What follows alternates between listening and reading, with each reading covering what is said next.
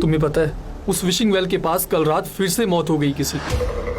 तो हॉस्टल में बहुत सारी गॉसिप्स चल रही थी तो लेट हो गया। निशा और विवेक आपस में बातें करने लगते हैं। विवेक से बात करने के चक्कर में निशा सुहानी के बारे में तो भूल ही गई थी। सुहानी वहीं खामोशी से खड़ी थी।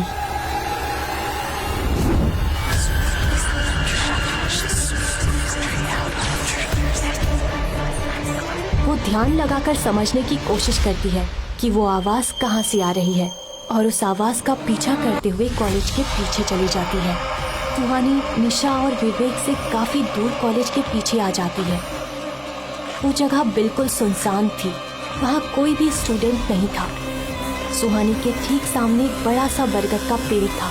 उस पेड़ के इर्द गिर्द लाल धागे बंधे हुए थे जिसे सुहानी बड़ी गौर से देख रही थी। सुहानी को ऐसा लग रहा था जैसे वो आवाज इस पेड़ से ही आ रही है। बरगद के पेड़ के पास पहुंचते ही उस पेड़ का वातावरण पूरी तरह से बदल जाता है।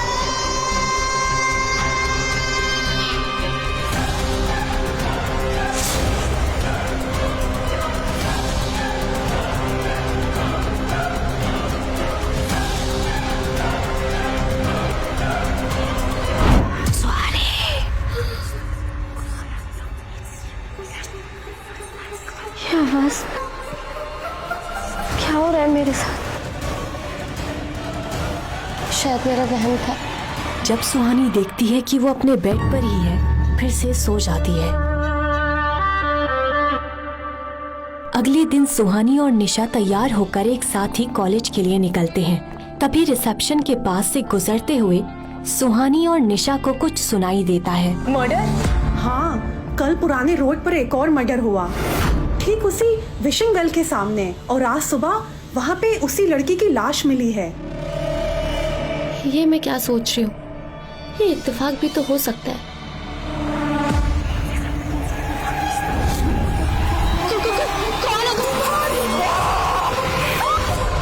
शायद इसी वजह से मुझे वो सपना आया। और वैसे भी निशा ने तो कहा था कि विशिंग वेल के आसपास अक्सर ही लोगों की लाशें मिलती हैं। क्या हुआ? सुना तूने? इधर आ। बाय द वे, आज वहाँ किसकी लाश मिली? ये लाश किसी जर्नलिस्ट की। वो कल रात को इन्वेस्टिगेशन के लिए पुराने रोड पर गई थी ना।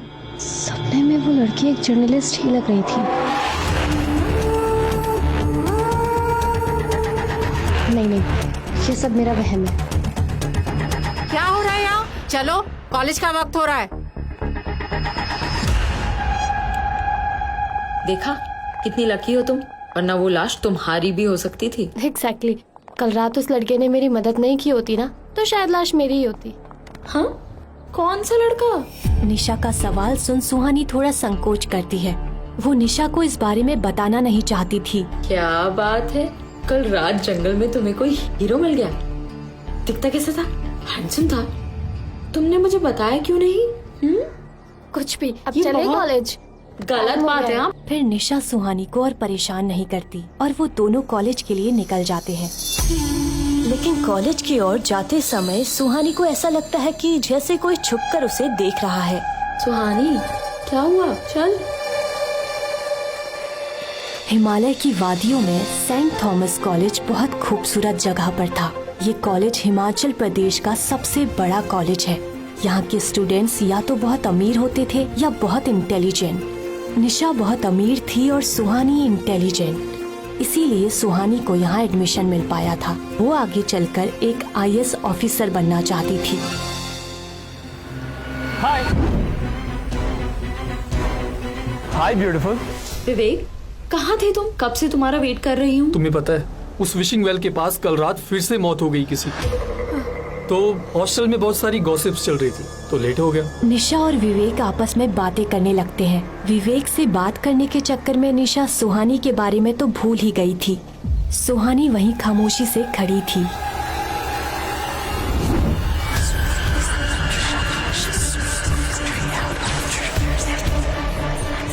वो ध्यान लगाकर समझने की कोशिश करती है कि वो आवाज कहाँ से आ रही है और उस आवाज का पीछा करते हुए कॉलेज के पीछे चली जाती है।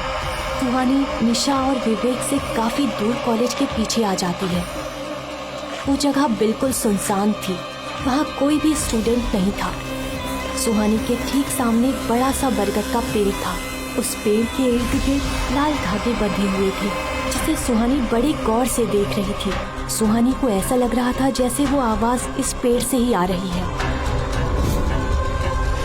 बरगद के पेड़ के पास पहुंचते ही उस पेड़ का वातावरण पूरी तरह से बदल जाता है।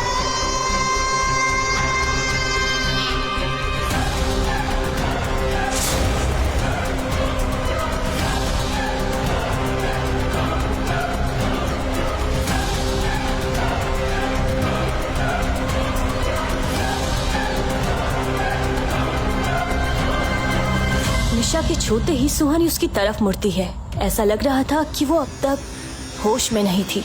पेड़ के आसपास का माहौल फिर से नॉर्मल हो जाता है। तुम इधर उधर क्या देख रही हो और तुम यहाँ क्या कर रही हो? सुहानी कोई जवाब नहीं दे पाती है, क्योंकि उसे खुद को समझ नहीं आ रहा था कि वो वहाँ कैसे पहुँच गई। तुम्हें यहाँ नहीं आना चाहिए था। यहाँ स्टूडेंट्स का आना मना है। ये पेड़ हॉन्टेड है।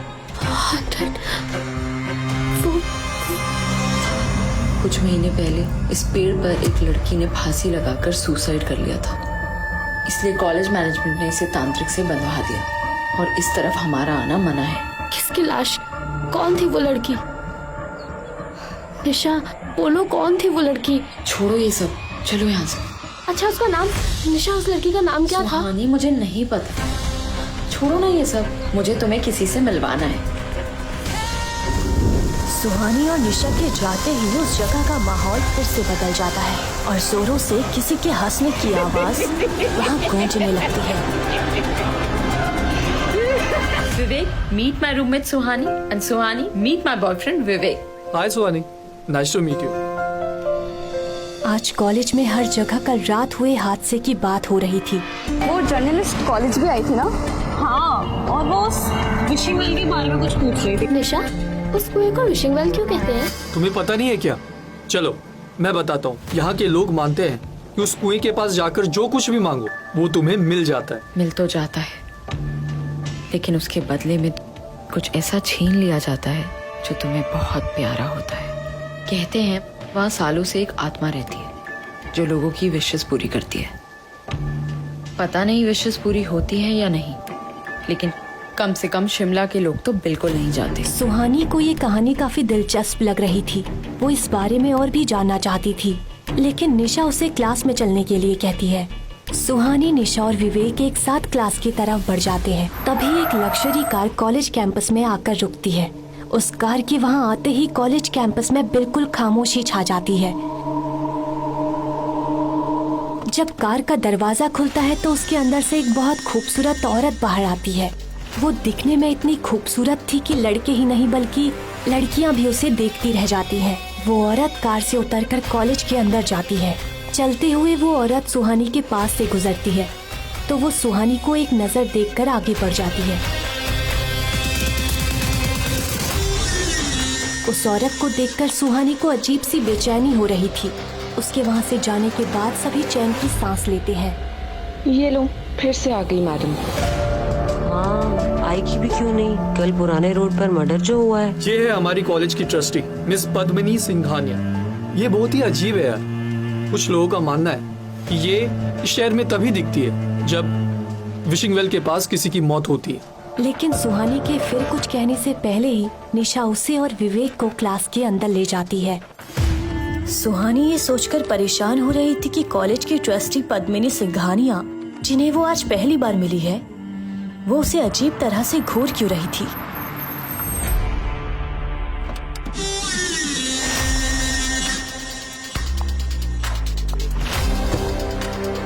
बेवजह अनजानी चीजों को नहीं छेड़ना चाहिए। कभी कभी इसकी बहुत बड़ी कीमत चुकानी पड़ती है।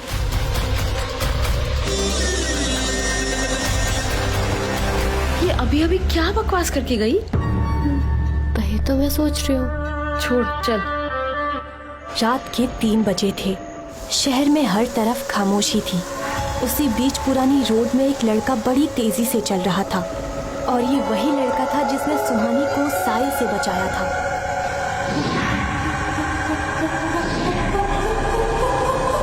क्यों बचाया तूने उसे? प्लीज, मासूम लोगों की जानें लेना बंद करो। तुम अच्छी तरह से जानते हो, अब ये मौतें कभी नहीं रुकेंगी। अब मैं तुम्हें ये जाने लेने नहीं दूंगा। तुमने पहले भी कोशिश की थी, लेकिन होता वही है जो मैं चाहती हूँ। कौन है वो लड़की जिसे बचाने के लिए तू मेरे खिलाफ चला गया था? युवराज साई के गुस्से से वाकिफ था, इसलिए वो चुपचाप वहां से जाने के लिए मुड़ा। तुम कितनी भी कोशिश कर लो, अब वो मेरी नजर में आ चुकी है। कब तक बचाओगे उसे?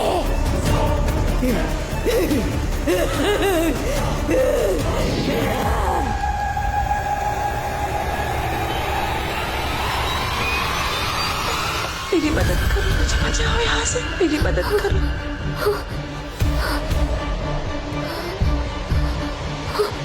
ये आवाज, क्या मैं फिर से सपना देख रही थी?